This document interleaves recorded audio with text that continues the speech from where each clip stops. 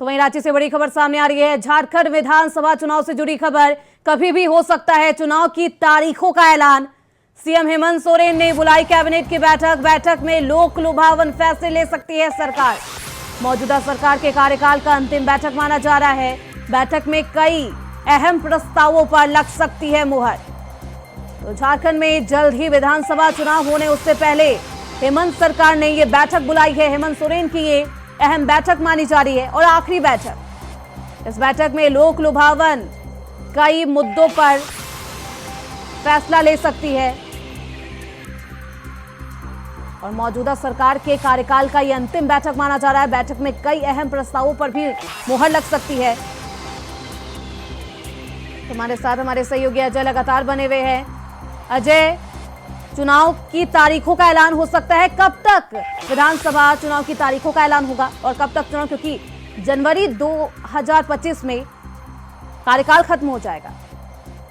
निश्चित रूप से देखिए, विधानसभा चुनाव की जो सरगर्मी चीज है और यह मुझे लगता है कि झारखंड के साथ साथ महाराष्ट्र की जो विधानसभा के चुनाव की घोषणा जल्द हो सकती है। और याद इसी को लेकर के साथ सरकार ने जो है 8 दिनों के अंदर ये दूसरी कैबिनेट बैठाई है। आपने देखा होगा कि पिछले दिनों 8 तारीख को राज्य सरकार ने कैबिनेट की बैठक ली थी, जिसमें 81 प्रस्तावों का जो प्रस्ताव पारित किए गए थे, जिसमें कई जो है लोक लुभावन योजनाएं को लागू की गई थे। जिस प्रकार से आपने देखा होगा, जिस प्रकार से उनके कर्मचारियों से लेकर के तमाम जो मुद्दों को, जब जन सेवाओं को लेकर के उन्होंने योजना लागू की थी। इसके अलावा देखा होगा कि आपने पिछले दिनों अल्पसंख्यकों की मुफ्त शिक्षा के लिए भी अपनी योजना निकाली। इसके अलावा आंगनबाड़ी सेविकाओं के लेकर के नई नियमावली को भी संशोधन करते हुए भी उन्होंने जारी की थी।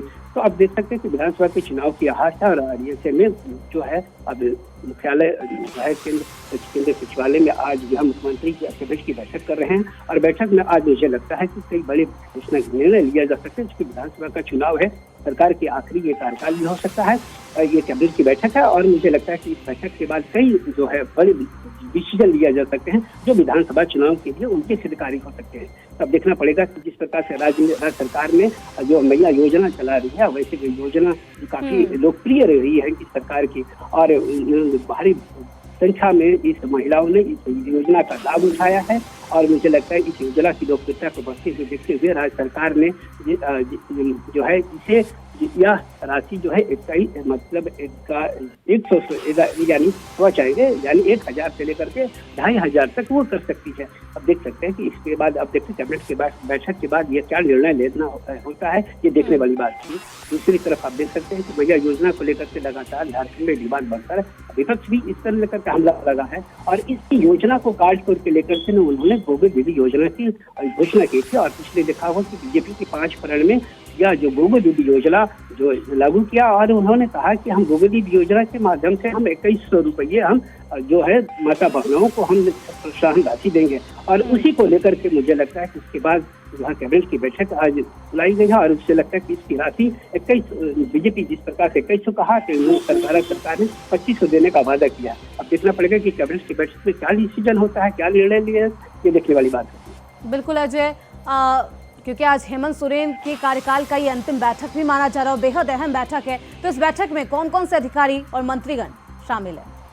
जिसमें देखिए कैबिनेट के सभी जो भी मंत्री हैं, सभी कैबिनेट के मंत्री शामिल है और इसके तमाम अधिकारी जो भी विभाग के विभिन्न शीर्ष अधिकारी हैं वो शामिल है। और ये लगता है ये महत्वपूर्ण राज्य का सबसे अहम बैठक है। बिल्कुल ये अहम बैठक मानी जा रही है। देखना बेहद दिलचस्प होगा कि अब इस बैठक के बाद क्या कुछ फैसला लेती है, लोक लुभावन फैसला क्या कुछ हेमंत सरकार लेती हुई नजर आती है। बहुत शुक्रिया अजय आपका इन तमाम जानकारियों के लिए।